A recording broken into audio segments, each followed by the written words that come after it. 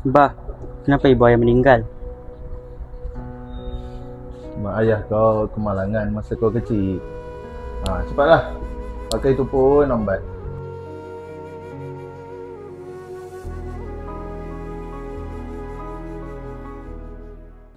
Thank you, class. Thank you, teacher. Weh, Mir. Jom sambung buat kita tadi. Sekejap. Okay. Weh, alah. Buku aku dah cium Syaz. Oh, ya. Ya. Kejap lah, aku pergi ambil dulu. Oh, okay. Cepat sikit lah. Okay. Sekejap, Abi. Abi talas dulu.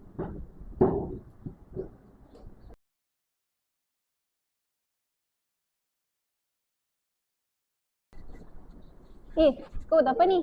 Jangan ni bak-bak. Kerja aku belum siap.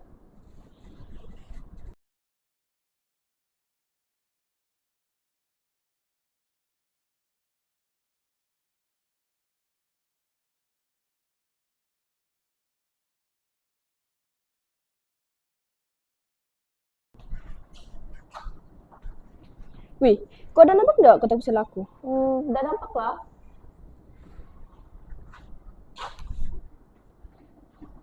Sehari tu kena mata, bukan kena siku. Kau yang dah lama aku siku.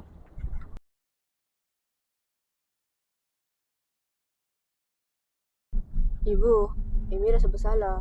Sebab dia dekat kelas, Amy ada marah kawan Amy.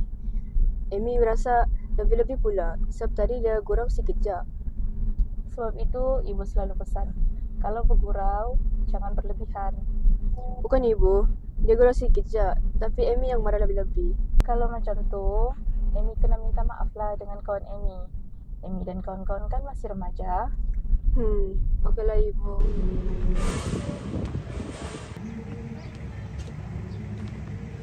Sorry lah, malam hari tu. Hari tu tak? Yalah, siapa lagi?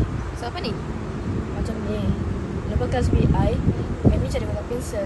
Lepas tu, cari, lupa bawa meja sama. Ish, kau tahu ni siapa tu api? Hah? Siapa? Dan sikit. Syafira lah, siapa lagi? Tapi dah kita bukan sama dia tu. Bukannya ada kebaikan bukan sama dia. Setuju.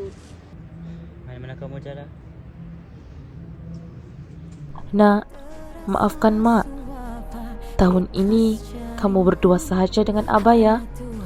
Mak sayangkan kamu, tapi Allah lebih menyayangi Mak. Peraya denganmu.